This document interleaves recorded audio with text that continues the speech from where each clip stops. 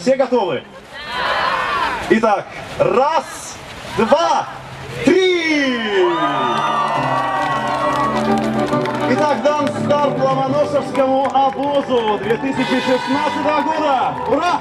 100 талантливых старшеклассников из 29 регионов России собрались в Архангельске, чтобы отправиться в Москву, повторив путь за знаниями великого русского ученого Михаила Ломоносова. Но не с рыбным обозом, а на комфортабельных автобусах, с остановками и экскурсиями в 16 городах, встречающихся на маршруте. Эту сотню отобрали из 6,5 тысяч претендентов, вписавших конкурсное эссе для проекта «Ломоносовский обоз. Дорога в будущее». Среди тем – химия, физика, IT-технологии, патриотическое воспитание, краеведение и многое другое. По словам организаторов, цель проекта – поиск и поддержка талантливой молодежи и ее интеграция в научную среду. Мы хотим сделать все, чтобы наша наука пополнялась новыми кадрами.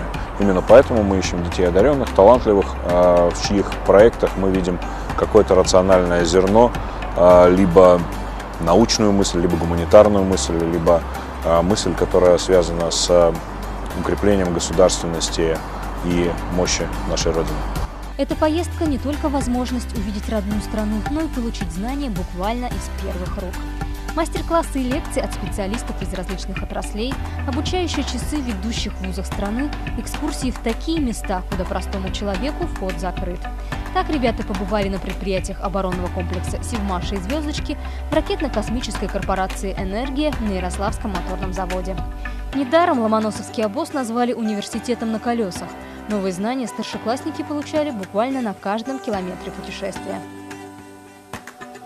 Поддержку проекту оказали не только власти регионов, через которые пролегал маршрут обоза, но и руководители министерств и правительства Российской Федерации. В том числе Дмитрий Медведев, Сергей Лавров, Александр Новак, Сергей Нарышкин. Представители бизнеса также уделили внимание уникальному культурно-просветительскому проекту. Одним из его партнеров выступил Росинтербанк.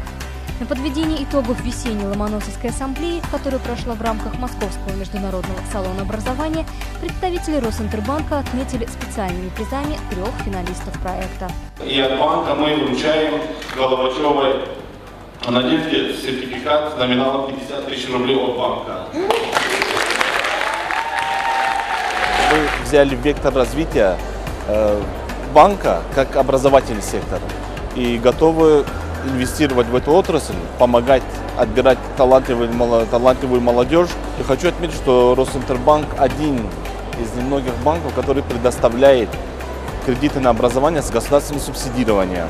Проект «Ломоносовский обоз. Дорога в будущее» будет ежегодным. Следующей весной по пути великого русского ученого отправится новая сотня талантливых ребят, готовых вслед за Ломоносовым сделать свой шаг к мечте.